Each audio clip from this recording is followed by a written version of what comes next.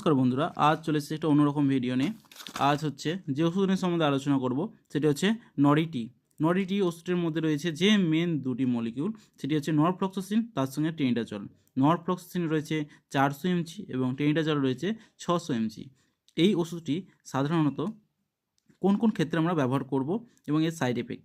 তো এই ওষুধটি হচ্ছে ডায়রিয়ার জন্য খুবই ভালো ওষুধ। আপনার যদি অত্যাধিক পায়খানা হয়ে থাকে, পায়খানা কোনোভাবে বন্ধ হচ্ছে না, তখন এই ওষুধটি একটি করে দিনে 2বার অবশ্যই আপনারা খেতে পারেন। তবে মনে রাখবেন, এই ওষুধটির সঙ্গে আরও কিছু ওষুধ আপনার প্রয়োজন, সেগুলো অবশ্যই ডাক্তারের সঙ্গে নেবেন। তবে মেন এই ওষুধটি আপনার পায়খানা অবশ্যই বন্ধ করবে। তো এটি আরও অন্যান্য নামে বাজারে প্রচলিত আছে, নরফ্লক্স টিজেট এই সমস্ত নামে।